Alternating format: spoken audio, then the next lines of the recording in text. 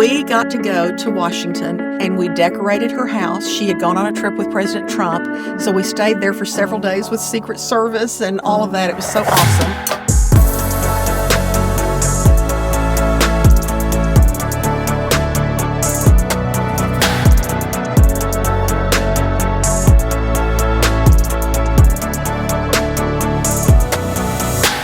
Welcome to today's Insights with Marsha. It's the holiday season, and nothing's more fun than going to a fabulous Christmas show that I have gone to for years. It is the most awesome production I've ever seen, and my good friend Cheryl Murff is one of the producers and has been working with this show for how many years? Since 1979. Wow, that's a long time. That was our first show. For decades. And it's done nothing but get better and better and bigger and bigger.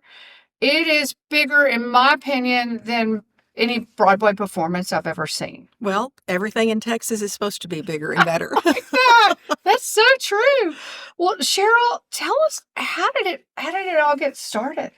Well, Prestonwood Baptist Church is the church that I work at that has this wonderful Christmas production. And the church started in 1977. And my husband and I were privileged enough to be one of the founding members of the church. And in 1979, we had our first Christmas production. And of course, the scale and the scope was very small. And but we thought it was just grand. Yeah. And from that point, it went that way for 10 or 12 years. And then we had a change of personnel, and we had a new minister of music arrive that was, had, really great creativity and had a lot of ideas about Christmas and production. And so in 1993, it went into its second iteration, which was called the Dallas Christmas Festival. And it was huge, especially comparative to other churches in the world. And so we did that beginning in 1993. And it was a wonderful show. And then the church actually relocated to where the existing location right now, which is in Plano, 150 acres at Midway and Park. And so the worship center was 7,000 seats, or is 7,000 seats, and has a stage that's 300 feet wide.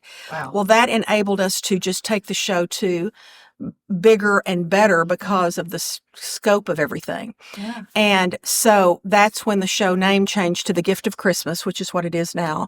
And every year with technology, we've just been able to just make more and more improvements every year.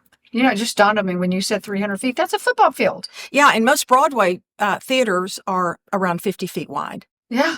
So that's the scale and scope of it. 3 times. And the challenge of that is a lot of stage to put content on and make sure you've got something happening in every square inch. Yes. So that's why it's so important that it be so grand. Yeah.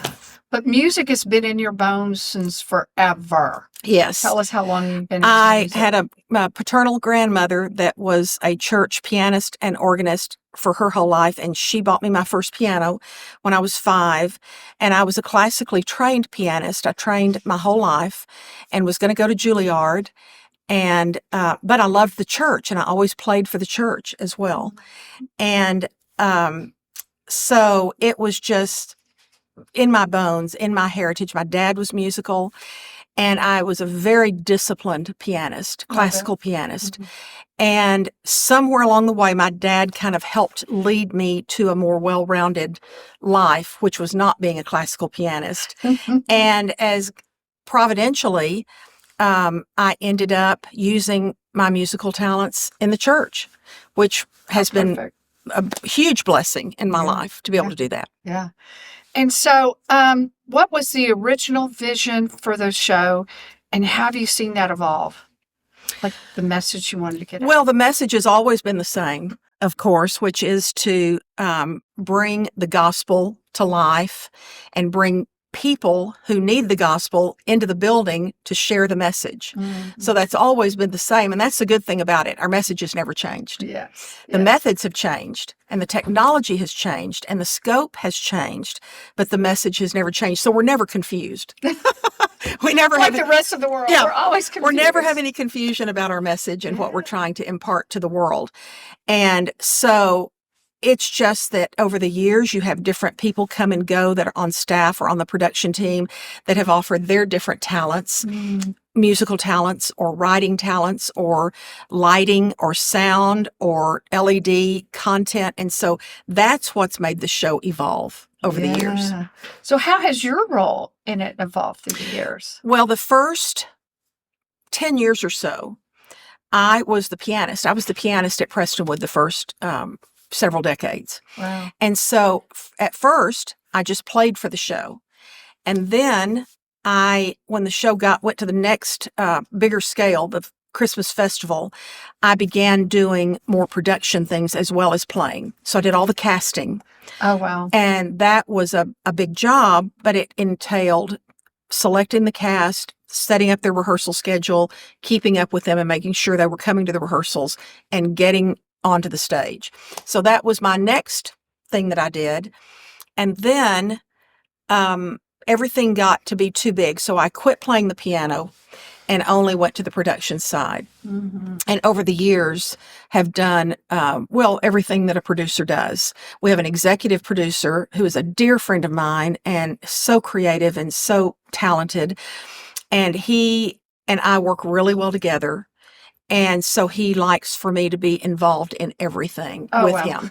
So I'm just kind of involved. So wonderful, but wow. But that's really what a producer does. Okay. And it's funny because I always have been interested in production because I'm real organized. Yes. And so I have all the giftedness for that of being organized, but being creative, but being, having a good eye for things and relational, like working with people. So all those things that a producer does is kind of my natural giftedness. Totally. And we're not even going to get into it now, but you even teach organization classes. Yes, I do.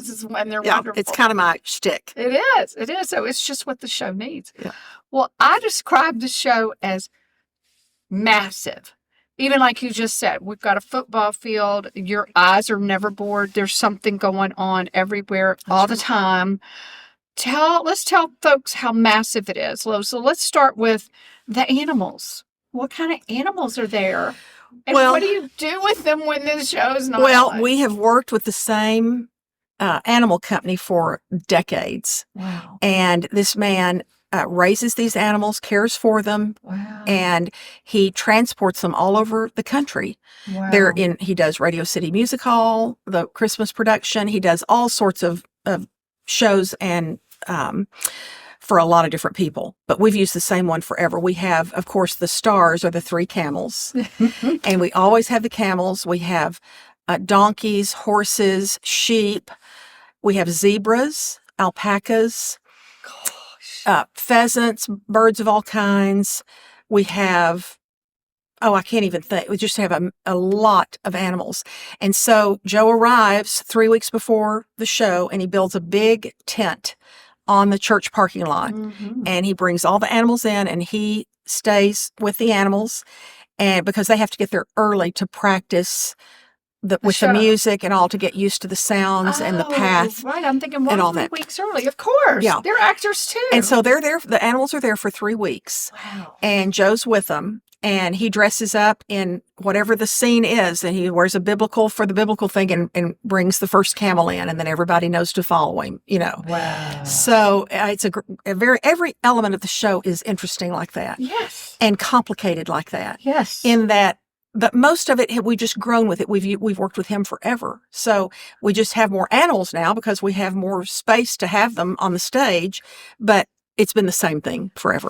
Wow. Okay. One thing I notice is, I'll say this, the costumes, because I know a friend of ours, Tammy, wanted to go be in a part of the Chosen, and it was her and a few other people, you gave them costumes. Right. And when they got to the Chosen set, everybody was like blown away at their costumes.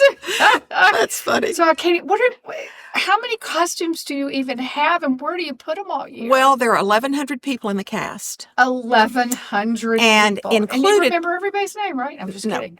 And most of them. And included in that We have an adult choir of hundreds of people. We have a children's choir of hundreds of people and a student choir, high school, junior high and high school choir of hundreds of people. Wow. So that's the main core of the cast. And then most of the specific dancers and actors and singers come out of those three groups with a very few exceptions. And so the others have extra roles rather than just singing in the mass choir. Mm-hmm. But so that's how it starts. So each of those big groups have their own costumes. And then the specific groups have tons and tons of costumes. And our more recent costumes for our entourage, which is the nativity scene, all the kings and queens and all of the people that come in for the nativity scene, those were made by a Brazilian costume designer who does the carnival in Brazil. Wow. And so those costumes were created by her with our, involvement. And then those costumes were shipped from Brazil, and they're just magnificent. Just unbelievable. I can't even imagine when I see it. I'm just like, I get tired brain just even thinking about But many of our people on the cast, say for instance, the dancers, they're probably in 4, 5, 6, 7 numbers. So backstage is just wild with all the costume changes and the quick changes and the costume people helping and the makeup people helping. It is just, you can't even imagine. Backstage is just crazy. You've got props flying, backstage crew rolling this in, rolling this out, costumes flying everywhere, wigs. You can't even imagine. I can't. It's shocking that it all gets on the stage at the right time and looks right. Because that's what I mean. I'm more like you. The whole time I'm watching, I'm going, how are they doing this? How are they doing this? And I always think, what must backstage look like? It's crazy. Oh my gosh. Yep. So yeah, I can't even imagine. But it's always, perfect. So you said it's a 7,000 seat auditorium. How many people come see it each year? Well, we have to take several of the rows out. Yes. We take several sections of the pews out to expand the stage. The stage comes out into the worship center further for the production. So we take out several sections and the stage is built over all of that. So we have 5,500 seats that we sell per performance. Wow. And we do 14 performances. Wow. So I believe we sell each year about 72,000 seats. Wow. So that's a lot. That's a lot. Yeah. And to think that we do 14 performances, that's a big enough deal. Yes. But when you realize that almost every single person in the show is volunteer. Yeah. That's a much bigger deal. But at the Christmas holidays with people working and their jobs and small children and carpools and families and all that they do, for months they're rehearsing. And then you get to the last few weeks and it's dress rehearsals and blocking rehearsals and then the 14 performances. I can't And so imagine. it is a huge commitment on everyone's part. But people love doing this. It's the highlight of their year. They love it, including my own family. Wow. So your family's been in it too. Yes. The whole time I was raising my 2 children, Amy and Aaron, they were both in the show with me every year. They almost needed to be. Mama's going. And Ron did the carpooling. He got them where they needed to be because I was always at the church. And now my daughter is still in the show with me all these years later. Wow. And her 3 daughters are in the show. So I have grandchildren and now into second generation now of doing the show with me. Amazing. So that's the biggest blessing for me of just about everything. Yes. And you even have an orchestra. Yes, there's a 100-piece orchestra that is just beautiful and symphonic. You just can't imagine how good it is. We do all of the musical arrangements in-house. We have the most talented staff of people. And God has just sent through the years people that just, are just incredibly talented. Mm-hmm. And so all the arranging, all of the orchestrations, all of the choreography, lighting, sound, LED. They're all done in-house by Prestonwood people, with the exception of just a handful of people. Amazing. Amazing. And if that weren't enough, if people don't have a big enough idea in their head of how massive this is, I want to give them a good tip off. I do believe the Rockettes came to check y'all out. And They how did. How did that go? They did. One year we heard that. I've been to the Rockettes several times. Yeah. Y'all are better. I think everybody has, and they're awfully good. But a group of their production team came several years ago in this building that we're in now, and they were blown away.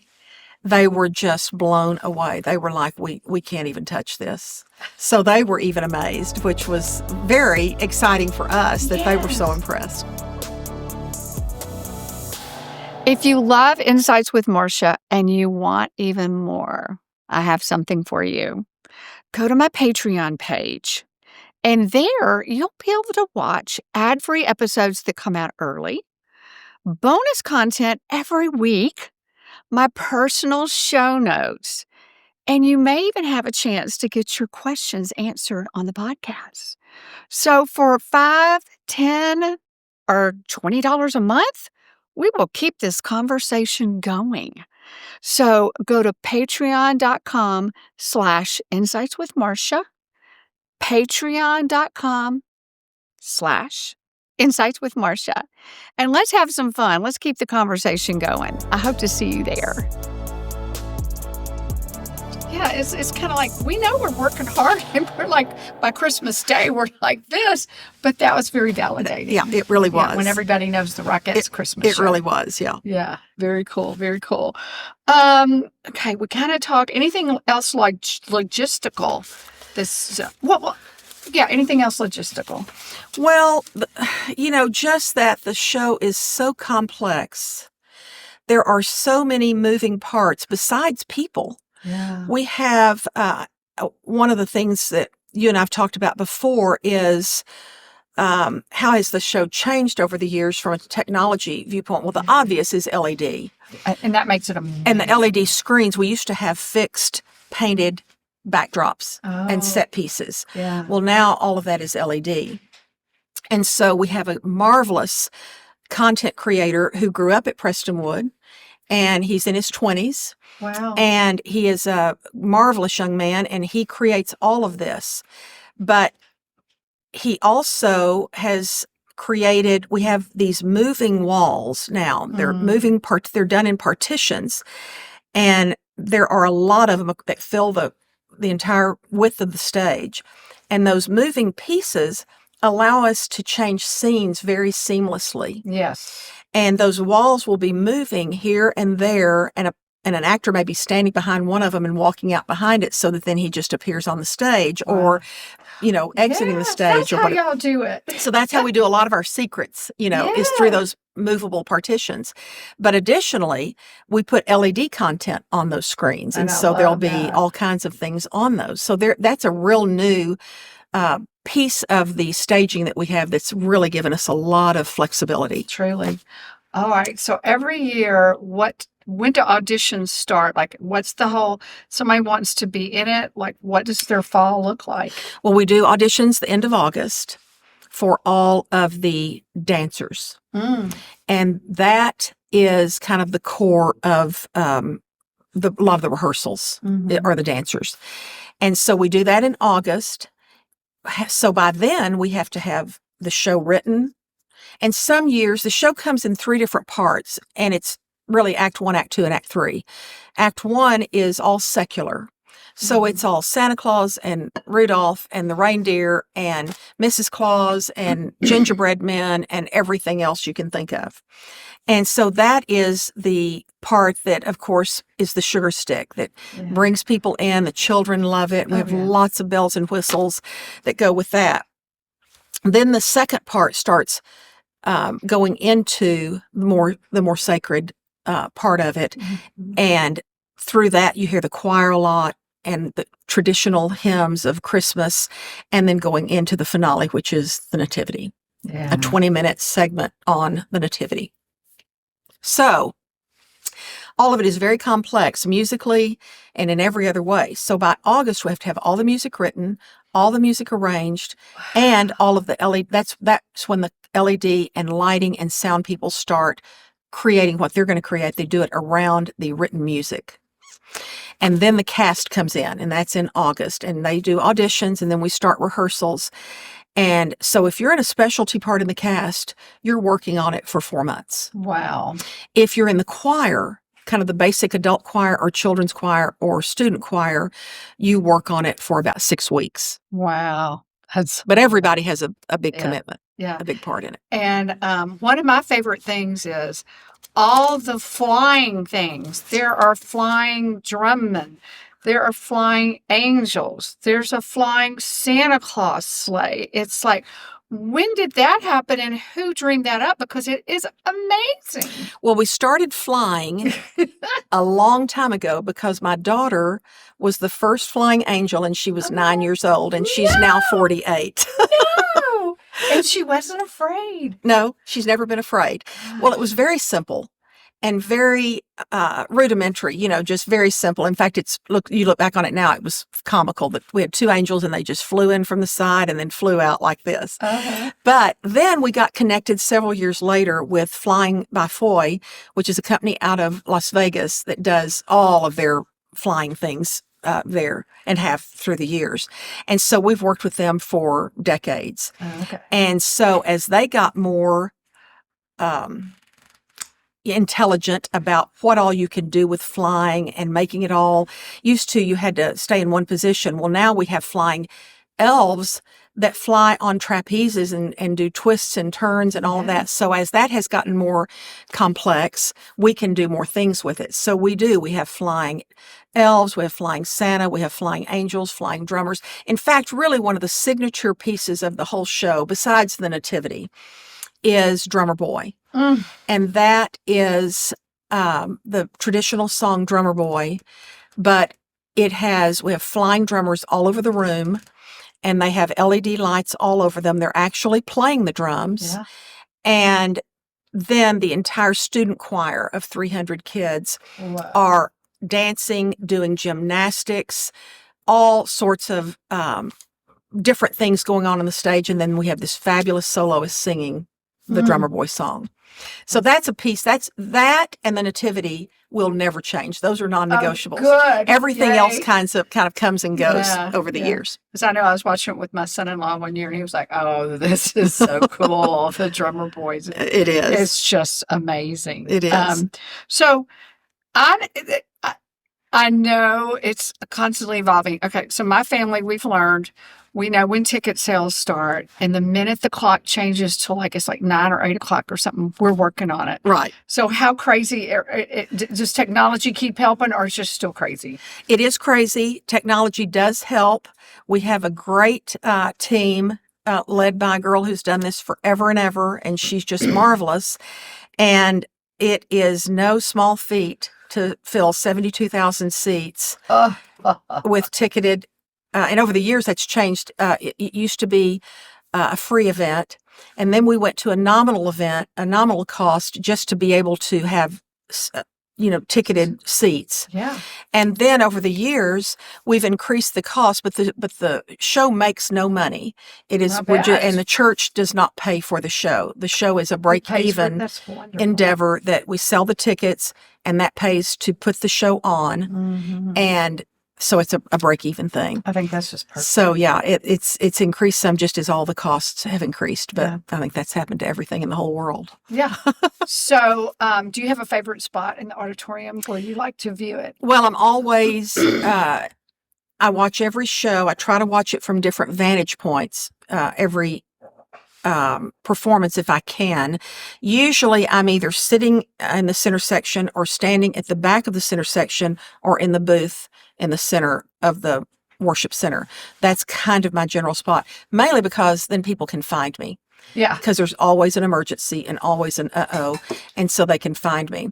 But I love to go sit in the balcony. That's my favorite place to watch it because it is it just still takes my breath away. Yeah. The scale and the scope and the beauty of it is just breathtaking. I'm with you because we've sat in all different places Mm-hmm. and I can't figure out a favorite. But up there, it's like, the angels, you just feel like you could reach out and touch them. And you're just like, oh, it's so cool. Okay. So when I'm there, I'll see bus loads of people. So what's the furthest away and where's your general population of people coming from? How far away? Well, people come from all over the country to see the production. Mainly the buses come from all different states. Wow. And these will be church groups or women's organizations or political groups or all different types of groups. And they will call very beginning and say, I need 75 tickets for this performance or 300 tickets for this performance or seven, whatever they need. Yeah. And then they get a bus and come in. So we have literally bus loads coming in. And we also have a buffet that we serve before every performance that people can buy tickets for. And so most of those people come, and Go ahead. Yeah, it's a destination event. Yeah. And I think Dallas has done some things. It's always listed in the top 10 things to do at Christmas in Dallas. So we really get good press and good publicity over the show, of course. Yeah. But a lot of people will make it a destination thing to come in. Travel groups last year brought groups of people in, and they were advertising the Prestonwood Christmas production. Yeah. And you come in and have a nice meal and then go to the show. And so it's a great event for people. That is just amazing. I hope you sleep well at night. I do. I mean, it's just like such a feel-good thing y'all are doing. I do. It's such a privilege. Yes. Oh, it's just the joy of my life. It really is. I know, but I'll think, don't bother Cheryl for these few months because I almost feel guilty taking your time away thinking, oh, I just know it's a lot. So I'm glad it brings such joy. It does. It does. It really does. Good. That's so good. Okay. Have you ever had any last-minute issues? Like when you said, I'm either in one of these three spots. I know one of your spots and I'll go, where's Cheryl? Oh, where's Cheryl? I'm thinking, is she just like constantly going around making sure everything's right? Anything last minute that you like, a lead singer didn't get there or anything crazy? Always. Always. Every single show. When you have 1,100 people in the cast and 100 people in the orchestra and the backstage crew. Oh, yeah, I forgot about them. And the parking team. Yeah. And the ushers and the tickets. God. And you have a lot of last minute things. Yes. Very few, fortunately, emergencies that are really bad. We've had a few, but not a lot for how big the show is. We've been blessed in that. But there's always a person who's not at their spot to enter for their scene, or a person who's gotten their hand cut, or a child who's crying and doesn't know where they are and they want, they've gotten lost of where they're supposed to be. So always, every show. It's going to be something. All right. Okay. What's one of the biggest compliments you've gotten? About the show? Mm-hmm. Well, the best moment for the whole production time is at the end of every show. The pastor gets up and presents the gospel. And he has people in the audience, if they're receiving Christ and want to make a profession of faith after they've seen the show and he's made the gospel presentation, he has them turn their flashlight on their phone and raise it. And without fail, every single performance, there are hundreds of flashlights. Is that not cool? And that is the best moment, to realize that people have been impacted by the show spiritually. Yes. And that they want to give their life to Christ. Yeah. So that's the biggest takeaway for all of us that work on the show. I guess the biggest compliment, just personally for me, has just been that I'm 72 now, and that everybody that I'm working with on the show is in their 20s and 30s and 40s. And you're keeping up. And the biggest compliment is that they still want me around. And I still have some impact on the show. That's probably the biggest compliment. That's for sure. Yeah, no doubt. Okay. What's your favorite behind the scenes memory?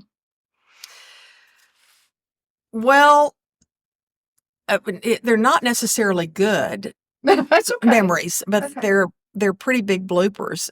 Okay. Shall I share that Yeah. now? Or Yeah. we've had two really big bloopers through the year. Big uh-ohs. The first one was that in the nativity scene, the three camels, they actually come from the back of the worship center. They process down the aisle and they come up a ramp to come up on the stage to walk across the stage and for the kings to present their gifts to baby Jesus. Well, the camel was walking through the worship center and made the turn to come up on the ramp, and he fell off the ramp and onto one of the audience members. Oh my gosh. Were they okay? Well, they were slightly injured, Okay. but not horribly injured. But you can imagine Oh, it was quite a to-do. Yeah. A camel is really big and really heavy. Yeah. So that was one. The second one that I can think of is one year we did in Act 1, which is the secular fun part of the show. We did a big top circus, and we had an elephant that we hired to be, you can't have a big top circus without the elephant sitting on the little turnstile. Yes. And so that's what the baby elephant was doing. Uh-huh. And we had dancers all around him and cast members all around him, all dressed up like circus and clowns and this and that. And right there and then, in the middle of the stage, the elephant peed everywhere. Oh, and I never had thought about it and realized how much liquid that would be. But it was massive amounts of pee. Oh my gosh. Well, in the spirit of the show must go on, yes, the dancers just kept dancing and the clowns kept juggling and everybody kept doing their thing, but you could see the elephant pee just splashing everywhere. No. So that was pretty stressful. Yeah. I bet a few costumes went out to the dry cleaners that day. Exactly. Oh my gosh. Exactly. That's a good one. That's a good one.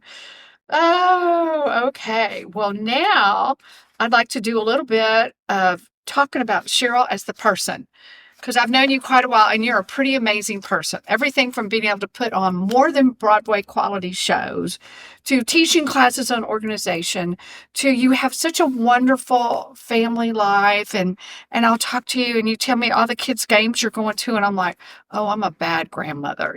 What all you can get done is you win. It's amazing. You do. I didn't know it was a contest, but thank you.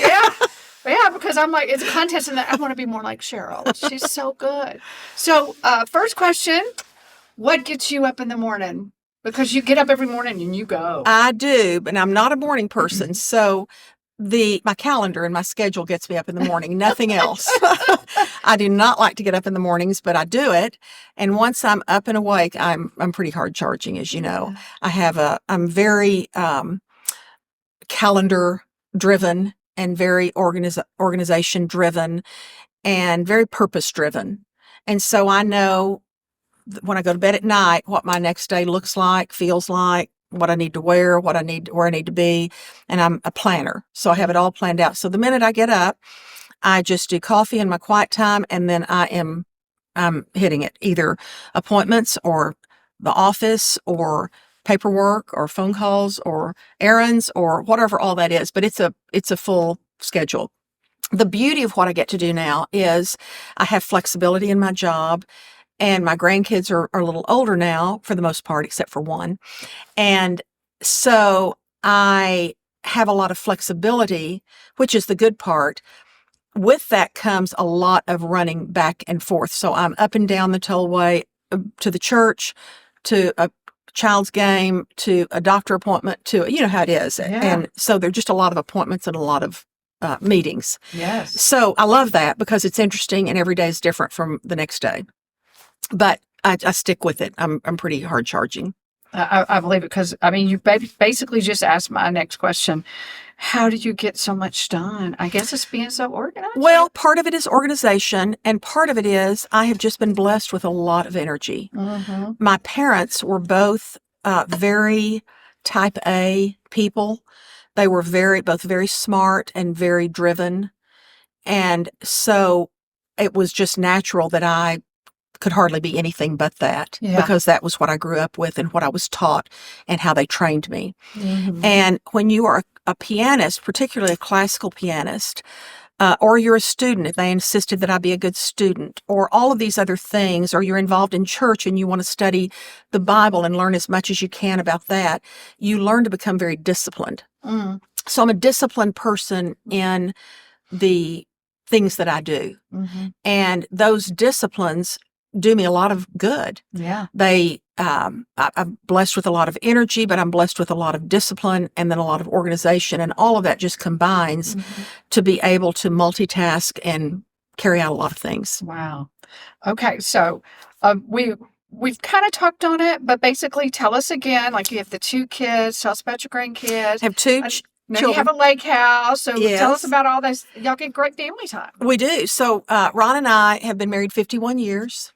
We met at Baylor and married while we were still in school, moved to Dallas, and we have 2 children. Our daughter Amy is married to Ryan, and they have 3 teenage daughters. Wow. And then our son Aaron is married to Hillary. They met at Baylor, and they live in Dallas, and they have 4 children. So we've got 7 grandchildren, but everybody's in Dallas. That's so good. So it's really, really a blessing.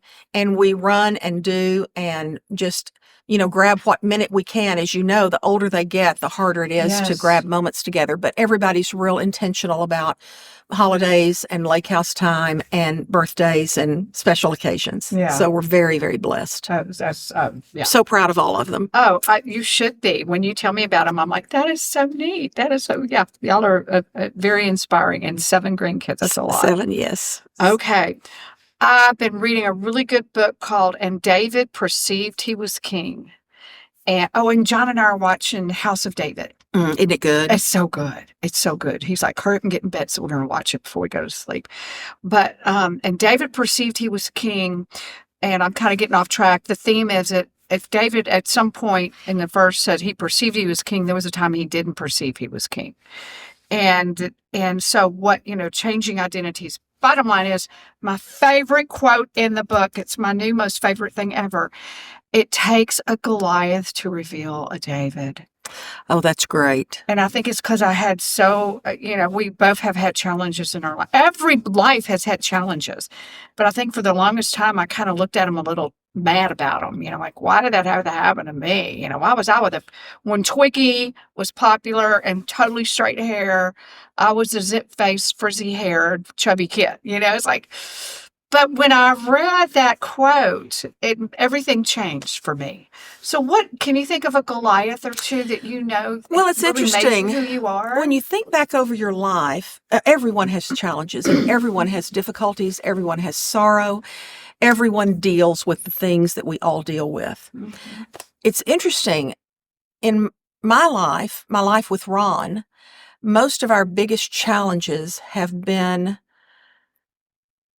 things that have happened that Ron was at the helm of in a leadership position for such a time as this that caused really difficult times in our marriage and our life. For instance, when Prestonwood had been started in 1977, we were right there with our pastor, our founding pastor.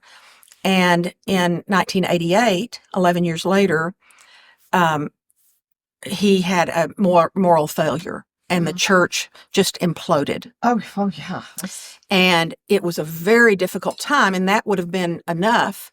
But Ron ended up being kind of one of the big leaders that led out of that crisis. And then he became chairman of the pastor search committee that found and brought Jack Graham to Prestonwood 37 years ago. Wow. So all of that is a privilege and a wonderful thing to have a front row seat to, but there is a lot of behind the scenes difficulty that goes with that as well. Very stressful. And then fast forwarding to 2016, well, he's had some, the bank failures and different things that happened career wise. But then in 2016, Ron was a regent at Baylor University. Oh, wow. And he got elected to be chairman of the regents. Wow. And 3 days after he was elected chairman, all of the sexual assault stuff came to light.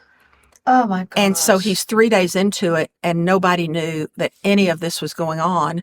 And so within the first few weeks of his tenure, he had to fire the very successful football coach, the very popular president of the university, the athletic director, and deal with all of the legalities of that.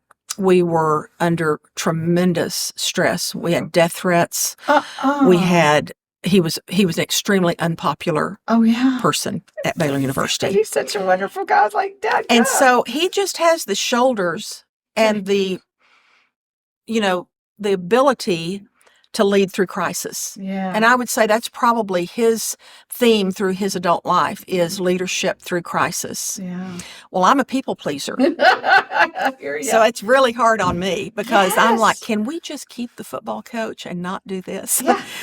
Things like that. Can we just keep this pastor? We can take everybody Can we just keep this pastor and not rock the boat? And his message is always the same. It's always right to do right. Yeah. And you have to follow scripture, and you have to do the right thing, and you have to do the hard thing. Yeah. And you have to be willing to do that and stick with it and put your nose to the grindstone and never look to the left and never look to the right. And Ron is a pro at that. Wow. Not so much me. I get it. I'm with you. But those are the Goliaths, and I have lived those, and they've been very difficult. But those are the things I think that have given me what faith I do have and what maturity I do have or wisdom have come from those crises. Yes. And I think the bigger the crises, the bigger the faith and the bigger the wisdom. Mhm. It's sometimes like, bring it on. Wow. And it's really hard when they're not self-imposed, Right? and you're like, well, wow, I'm just sitting here minding my own business. And all of a sudden I'm having death threats, And it's not totally within your control to fix it. Right. It's Ron that's got to do it. That's a real, Right. That's Goliath with some extras added on. Wow. Fascinating. Yeah. Fascinating. What one decision have you noticed that really changed everything for you?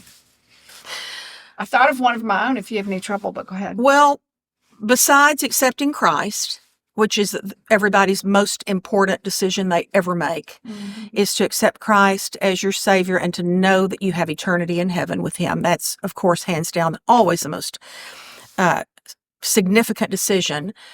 Second would be marrying Ron, Aww. because he brought everything out in me that was there but not really developed. Mm-hmm. My parents had just divorced when I met Ron. In fact, the exact same moment Wow. as I was going off to college, my parents divorced, and I met Ron immediately, first day of college. Wow. And he is so calm and so confident and so good and so godly that he just gave me stability that I needed Yeah. and confidence that I needed. Even about marriage, I felt very unsettled about, do I even want to get married? Right. If a 20-year marriage that was steeped in the church and grounded in the church can blow up, is that really something I want to do? I was very disillusioned Yeah. about it. And he continues to do that to this day. He lets me fly. It does. And to let me do the things I've done very unusual things. I've had a very unusual path of wanting to have children and raise children and be a mom and be a stay-at-home mom, but really not wanting to stay at home. I wanted to do Yes. something significant that had Yes. purpose and passion to me. Of course, raising children is the most purposeful thing you can do, Right. and creating your home. But because I could multitask and had talents and giftedness that I wanted to use outside the home, he not only enabled me to do that, but he helped me. I played the piano for the church for decades, and he dressed the children and brought them to church every single Sunday of their Wow. lives. Wow. Well, a lot of husbands wouldn't have done that, No.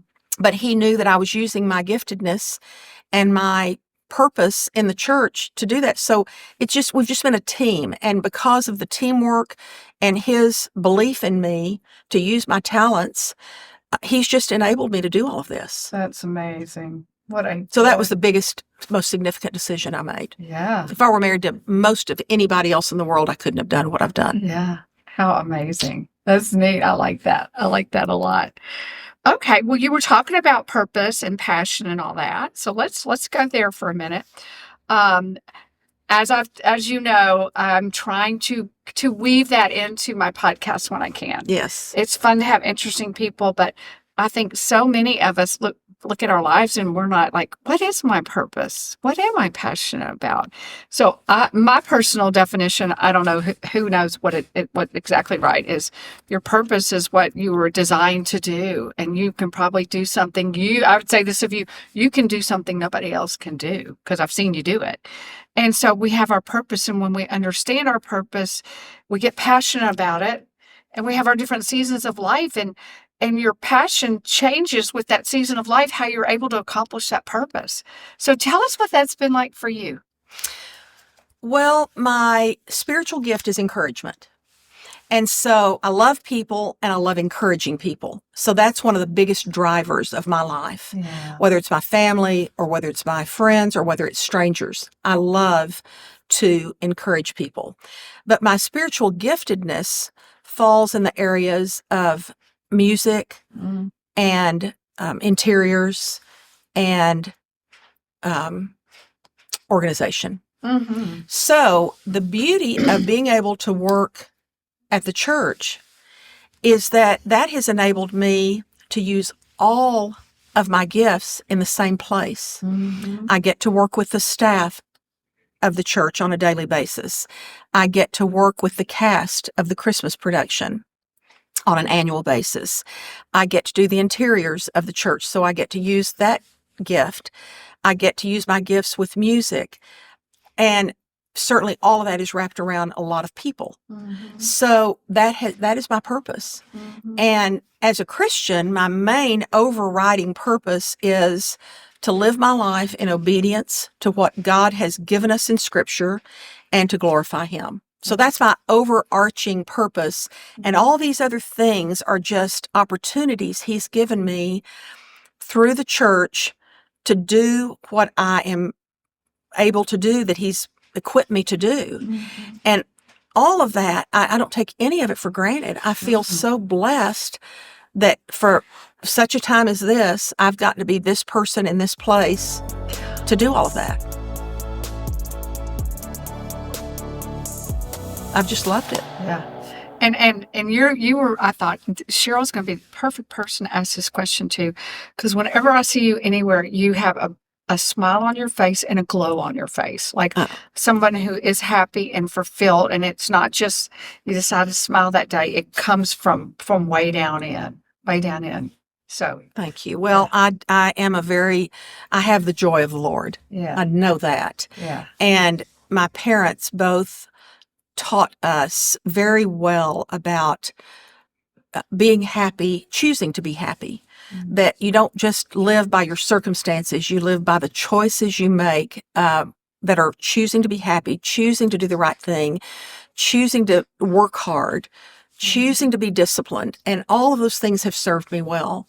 And at this point in my life, of course, now I'm in the fourth quarter. And so I'm getting to have the joy of watching my children flourish and my grandchildren flourish, and a 51-year marriage and a church that has so many resources that are used so effectively throughout the world. I mean, who couldn't be joyful to sit in this chair and be blessed like the Lord has blessed me? Yeah.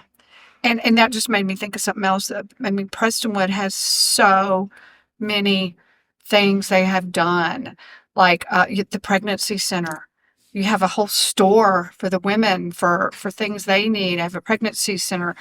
Dr. Graham, like, tell us, like, how many, does he do podcasts, or he's on the pod? He started a couple of years ago doing, working with pray.com, doing Bible in a Year.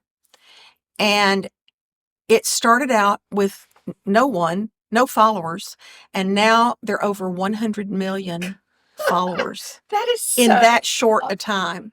That tells me people are hungry. And people are hungry, and it goes all over the entire world. And we get feedback from every country in the world about people tuning in and listening to the Bible being read every day. Wow. And he's got the greatest voice Yes, to start he with. does. And so he's easy to listen to, and he's lived this and breathed this his whole life. So it's very authentic. Yeah.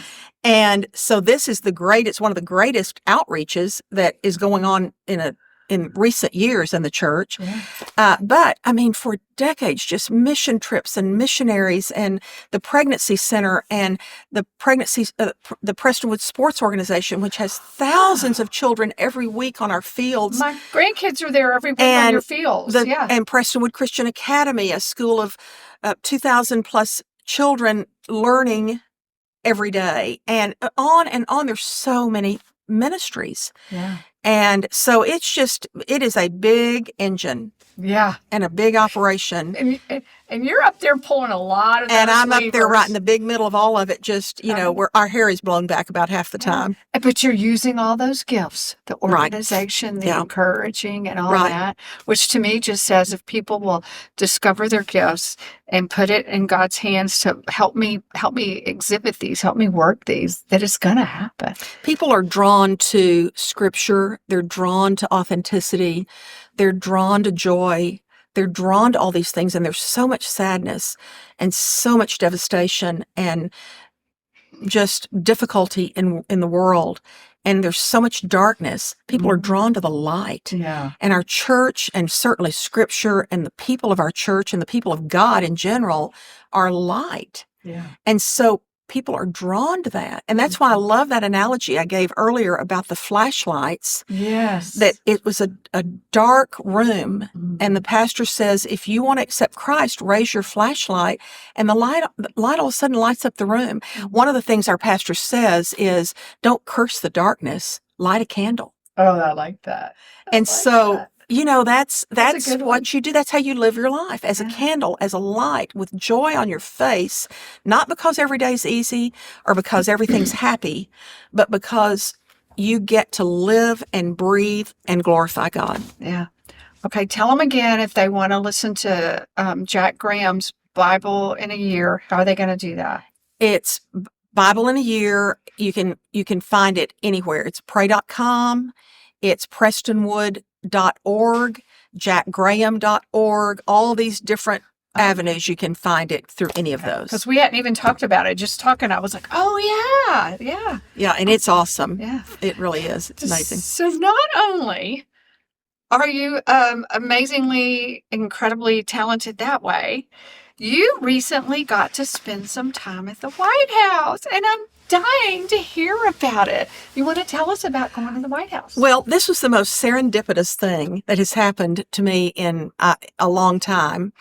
But I have a really great friend at Prestonwood named Cherry Summerall. And her husband was the late Pat Summerall, whom a lot of people know of from broadcasting and sports world. Yeah.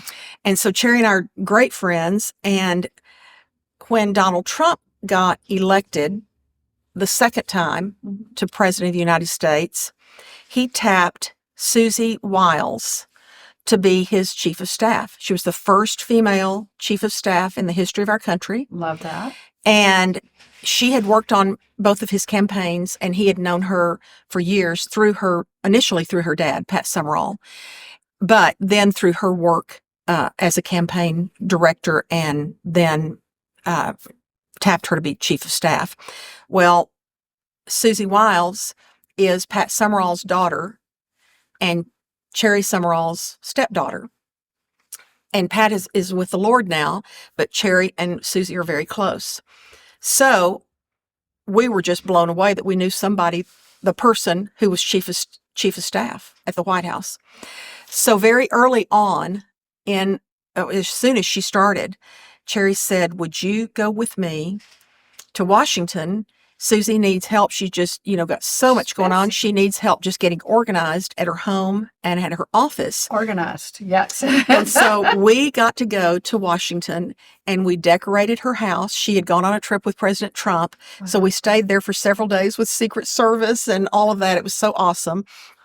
and decorated her home and then decorated her office at the West Wing, Wow. which I'd never been in the West Wing. No. And so that was just, oh my gosh, so surreal. I can't even tell you how surreal it was. We stayed many days, and then we got to go back in Easter for the Easter egg roll and got to go back into her office to put some final touches on. Yes. And both times I was in the West Wing or at the White House, I just met all sorts of people, just bumped into and met all sorts of people. It was so much fun. I loved it. Oh my gosh, that's amazing. And so, So that's my White House connection. Yeah, that's a pretty good one. That's a pretty good one. I like that. Okay. And I hear that, we hear, it depends on which network you're listening to. You hear that Trump fell asleep in a meeting. And then I was listening to Vice President Vance, and he goes, oh yeah, when we went to Asia, or he talked about any time they're flying in Air Force One, if it's a long trip, nobody gets to sleep because President Trump will come, hey, what you doing? Sleeping and mess with you. So tell us about that man's energy. Well, he has lots of energy. He just hardly sleeps at all. Just minimal hours every night. And he works circles around everyone. And, most of the people that work, particularly in the White House, but in Washington, are young. Yeah. Because you have to be young to hold up to the job. Yes. And so many of the people that work there are in their 20s and 30s. But he can work circles around everybody. Wow. He's tireless. And this recent trip he took to Asia, they flew 21 hours. They were in Asia for a number of hours, 21 hours back. And everybody that went with him was just dead tired. They all went to bed. Trump goes back to the White House, changes his suit, and goes out and hands out Halloween candy on the lawn of the White House forever. And the next morning, everybody wakes up and they're watching the news. And those people that were on the trip with him to Asia were like, he did what? He went and handed out candy? They just couldn't believe it. He's just completely tireless. Because there was a 21-hour flight and nobody slept. Oh my gosh, he's amazing. It is amazing. It is amazing. Thank goodness he's got. And I will tell you this, from my time in the White House, I went two times. The thing that I noted that was so interesting and unexpected was how unified the staff was and how much they adore President Trump. Oh. They worship him. Wow. And also, it was such a well-run staff. And of course, I attribute a lot of that to Susie Wiles because she is marvelous at what she does and gives a lot of consistency and continuity to President Trump's presidency, which is what her job is. Yeah. But she has done a tremendous job of that. You don't see a lot of turnover. You don't see a lot of internal fighting like you do with other presidencies. You just don't. Wow. And she has been marvelous, but people adore him. They love working for him. Isn't that great? Oh, thank goodness. Despite what we might hear from the media. Right, from the media. Yeah. Well, is there, I'm going to wrap it up. Is there anything else you want to talk about the show, about you or the White House? Anything else? I can't. We will have a little bonus segment. Oh, good. Well, I can't think of anything else, but Marsha, I just have loved being with you. And I love how the Lord brought us together. Yes. And since he brought us together from our neighborhood is how we initially met, we have had so many different things in common and organizations that we're involved in together. And we have a lot of commonality between the two of us, starting with our relationship with the Lord, which brings people together in a real close way. Yeah. But I'm so proud of you and all you've done. And you're just a marvelous, gifted, talented person. And I am so blessed to be your friend and to get to watch you do what you do so well. Thank you. We're having a ball. Well, it looks like it. And I get to have wonderful guests like you on here and share them with the world. It's so much fun. Well, it's been a privilege. Well, thank you. So we know you enjoyed this episode of Insights with Marsha. Stay tuned, and on our Patreon channel, we're going to ask Cheryl a few more fun questions about the show and about her. So we'll see you next time, and enjoy this holiday season. Don't get moving too fast. Take your time, bask in it, and enjoy it. And we'll see you next time for more Insights with Marsha.